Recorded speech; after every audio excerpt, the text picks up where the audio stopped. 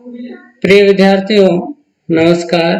कोटा विश्वविद्यालय द्वारा हिंदी साहित्य के प्रथम प्रश्न पत्र की इकाई प्रथम के अंतर्गत रीतिकाल के कवि केशव दास द्वारा भी रचित रामचंद्रिका के खत पे चयनित छंदों का समावेश किया गया है और इस क्रम में आज हम केशव दास का परिचय प्राप्त करेंगे। केशव दास रीतिकाल के प्रथम आचार्य हैं। वह रीतिकाल के प्रवर्तक आचार्य भी माने जाते हैं। विश्वनाथ प्रसाद मिश्र, डॉक्टर नगेंद्र और गणपति चंद्रगुप्त ने केशव दास को रीतिकाल का प्रवर्तक आचार्य माना है। यद्यपि आचार्य रामचंद्र शुक्ल ने केशव दास के स्थान पर चिंतामणि को रीतिकाल का प्रवर्तक आचार्य माना है, परंतु शुक्ल जी भी इस बात को स्वीकार करते हैं कि हिंदी में रीति ग्रंथों का सर्वप्रथम प्रणयन या रीति शास्त्रों की जो परंपरा है या काव्य के सैद्धांतिक पक्ष का सर्वप्रथम जो विवेचन है वो सम्यक विवेचन केशव दास द्वारा किया गया है। इस तरह से केशव दास रीतिकाल के प्रथम आचार्य हैं। सर्वमान्य मत यह है कि केशव दास ही रीतिकाल के प्रवर्तक आचार्य भी हैं। केशव दास के जन्म के बारे में इतिहासकारों में, विद्वानों में मतभेद है, परंतु बहुसंख्यक विद्वानों के मत के अनुसार इनका जन्म वर्ष जो है वो 1555 ईस्वी, संवत में 1612 विक्रमी संवत, और इनका जो मृत्यु का वर्ष है वो 1617 ईस्वी और संवत में 1674 विक्रमी स्वीकार किया गया है, मान्य किया गया है। इनका जन्म जो हो वर्तमान मध्य प्रदेश के बुंदेलखंड क्षेत्र में ओरछा में हुआ था और इनके जो पूर्वज थे वो राजस्थान के डी कुम्हेर जो भरतपुर जिले में वहां के मूल निवासी थे और ओरछा के नरेश मधुकर शाह के समय में ये इनके पूर्वज जो है वो राजस्थान को छोड़ करके मध्य प्रदेश में ओरछा चले जाते हैं और ओरछा के नरेश राम शाह, जिनको दूल्हा राम भी कहा जाता है, राम सिंह की जिनको कहा जाता, के छोटे भाई इंद्रजीत सिंह के राजकवि, गुरु और मंत्री थे। राम सिंह चूंकि वृद्धावस्था में शासक बने थे, इसलिए शासन की वास्तविक बागडोर जो थी वो इंद्रजीत सिंह जी के हाथों में थी और इनके राज दरबार में इनको राजकवि की पदवी प्राप्त थी। इंद्रजीत सिंह जी इनको अपना गुरु भी मानते थे। उन्हें संधि विग्रह में भी इनकी राय ली जाती थी क्योंकि केशव दास दरबारी कवि थे और उनमें एक जो है दरबारी कवि की भांति जो कूटनीतिज्ञता, राजनीतिज्ञता होनी चाहिए थी वह होती है, वह थी। और एक बार केशव दास ने इंद्रजीत सिंह जी पर अकबर के द्वारा जो जुर्माना लगाया गया था उसको भी माफ करवाने का कार्य किया था। मंत्री स्तर का दर्जा भी इनको प्राप्त था। इनके पिता का नाम काशीनाथ था, इनका कुल जो ब्राह्मण कुल था। केशव दास का जो स्वभाव था वो रसिक था और वो विनोदी प्रवृत्ति के थे। इनकी रसिक प्रवृत्ति के संबंध में ये जो है परंपरा या धारणा प्रचलित है कि एक बार केशव दास जो है वो कुएं की जगह पर बैठे हुए थे और वहां पर एक पनिहारिन पानी भरने आती है, तो वो केशव दास के श्वेत बालों को देख करके उन्हें बाबा कह करके पुकारती है। तो केशव दास को ये बुरा सा लगता है क्योंकि केशव जो थे उम्र से भले वृद्ध हो गए हो पर वो मन से जो है अभी रसिक थे, युवा थे, और इस कारण उन्होंने लिखा है कि केशव केसनी अस करी जस अरिहु न कराय, चंद्र बदनी मर लोचनी बाबा कई कई। कि केशव है केशव केसनी यानी बालों ने अस करी ऐसा किया जस जैसा अरिहु न करा, जैसा दुश्मन भी नहीं किया करता है वैसा बालों ने मेरे साथ किया है, क्योंकि इन बालों के कारण ही चंद्रमा के समान सुंदर मुख वाली और चंद्रवदनी यानी चंद्रमा के समान मुख वाली, मृगलोचनी यानी मृग के समान नेत्रों वाली मुझे बाबा कह करके पुकार रही है। तो ये जो दोहा है ये उनकी रसिक मनोवृत्ति को द्योतित करता है।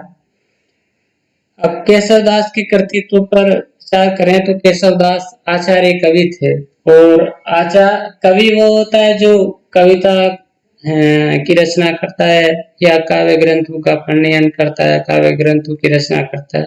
आचार्य किसे कहा जाता है? आचार्य उसे कहा जाता है जो काव्य शास्त्र के सैद्धांतिक पक्ष का निरूपण करता है।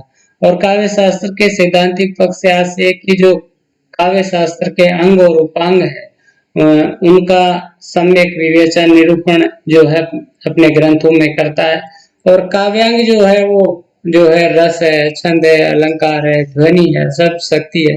इन सभी काव्य के अंगों और उपांगों का जो अपने ग्रंथों में सम्यक विवेचन निरूपण करता है वो आचार्य होता है। तो केशव जो है उन्होंने काव्य शास्त्र के अंगों का, काव्य शास्त्रीय अंगों उपांगों का भी वर्णन किया है। काव्य शास्त्र से संबंधित ग्रंथों की भी रचना की है, मतलब रीति ग्रंथ भी लिखे हैं, लक्षण ग्रंथ भी लिखे हैं। रीति ग्रंथों से आशय यही है कि जिनमें काव्य के अंगों और उपांगों के लक्षण और उदाहरण दिए गए हैं, वो सभी रीति ग्रंथ कहलाते हैं। तो केशव आचार्य भी है और कवि भी है, और इसी कारण इनके ग्रंथों को अपन दो भागों में बांट करके देख सकते हैं। एक तो इनके आचार्यत्व से संबंधित जो ग्रंथ है जिनको रीति ग्रंथ कहा जाता है वो है रसिक प्रिया। 4 ग्रंथ है रसिक प्रिया जिसकी रचना 1591 ईस्वी में हुई, और रसिक प्रिया में 16 प्रकाश है। प्रकाश मतलब अध्याय है। और रसिक प्रिया जो है इसमें नायिका भेद और श्रृंगार रस का प्रमुख रूप से वर्णन किया गया। दूसरी कृति है इनकी कवि प्रिया। कवि प्रिया की रचना 1601 ईस्वी में हुई है, और इसमें 16 प्रभाव है, उसमें प्रकाश है, इसमें प्रभाव है, और इसमें अलंकारों का विवेचन किया गया है।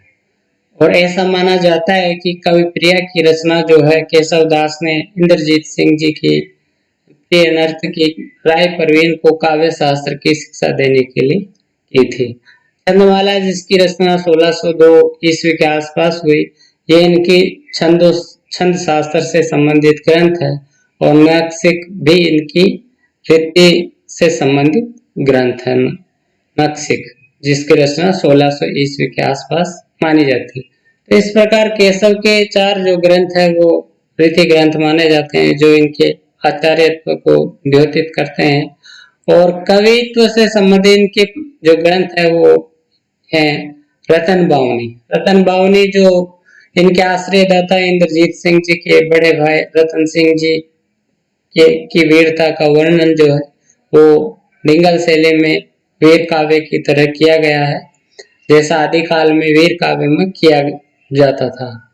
रामचंद्रिका 1601 ईस्वी में जो कि महाकाव्य है और इनकी भक्ति भावना से संबंधित है, जिसमें की रचना इन्होंने तुलसीदास जी से प्रतिस्पर्धा स्वरूप एक रात में की है, और ऐसी मान्यता है, हालांकि यह अतिशयोक्ति या तिरंजना है। वीर सिंह देवचरित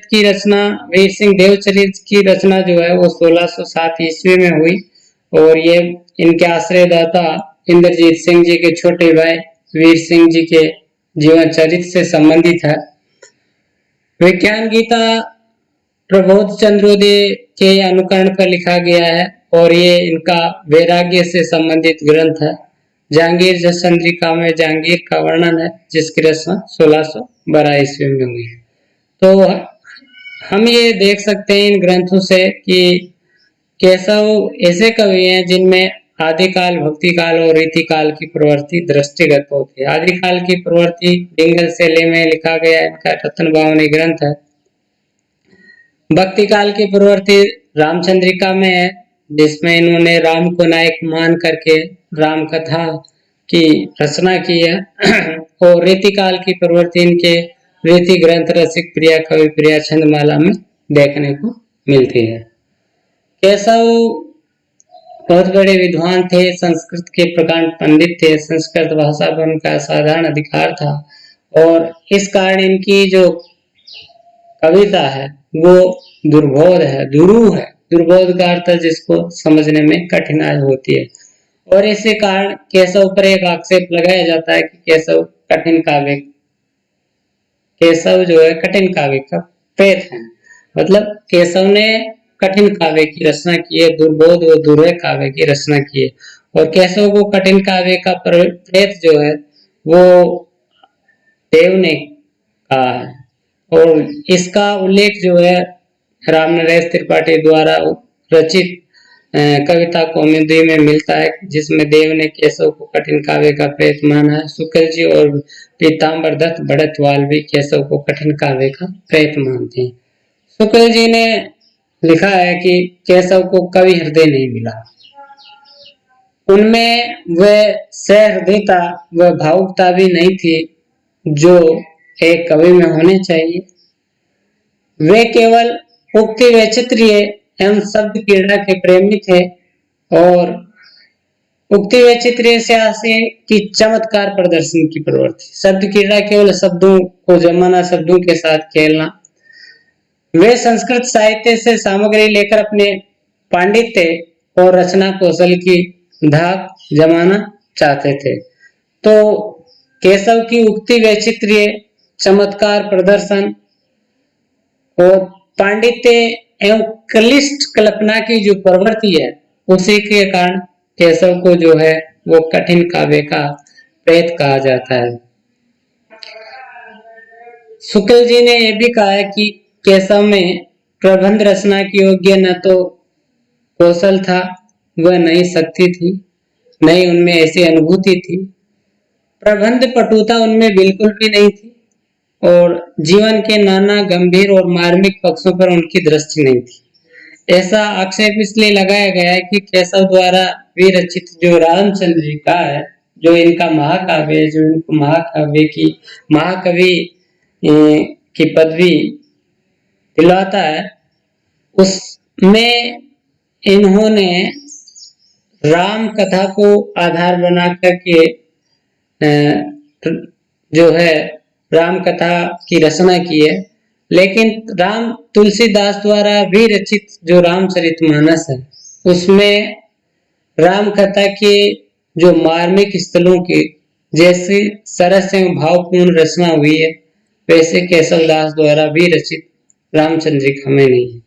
केशव को मार्मिक स्थलों की पहचान नहीं थी। तुलसीदास ने राम का जो वन गमन है, अयोध्या में जो भरत मिलाप है, सीतारण है, इन मार्मिक प्रसंगों की बहुत ही सरस एवं भावपूर्ण रचना रामचरितमानस में की है।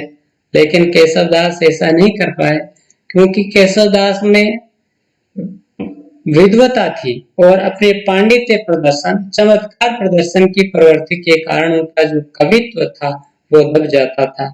उदाहरण अपन देख सकते हैं कि केशव ने जो है बाल रवि मतलब उदयमान जो बाल सूर्य है, उसकी कल्पना काल के कपाल, काल रूपी तांत्रिक के हाथों में खून से भरे हुए खप्पर से किए। केशोणित कलित कपाल ये किल कापालिक काल। जो उगता हुआ सूर्य है, उसको उसकी लालिमा के अनुसार केशव ने जो है किसी काल रूपी तांत्रिक के हाथों का खून से भरा हुआ खप्पर या कपाल माना है, जिसको पढ़कर के एक तृष्णा से, विरक्ति से या विभत्स रस की जो है वो अनुभूति होती है, नफरत से जगती है, जुगुप्सा का भाव जागृत होता है। जबकि बाल सूर्य को लेकर के हिंदी के कवियों ने प्रातःकालीन सुषमा के सौंदर्य को हिंदी के कवियों ने बहुत ही सरस और मार्मिक रूप से, मार्मिक ढंग से चित्रित किया है। तो इस क्लिष्ट कल्पना के कारण जो है उनको कठिन काव्य का प्रेत कहा जाता है। केशव ने इस उपमाओं की उचितता अनुचितता को अब भी ध्यान नहीं रखा। रामचंद्रिका में उन्होंने राम कथा के जो नायक है, जो धीरोदात्त नायक है, उनकी तुलनाएं उल्लू से की है। बासर की संपत्ति उल्लू ज्यों न चितवत।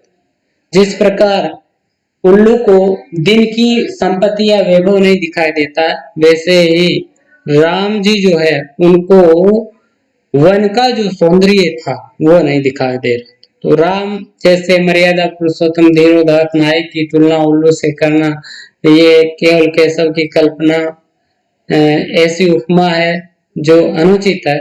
इसी कारण केशव पर यह आक्षेप लगाया जाता है कि उन्हें कवि हृदय नहीं मिला था।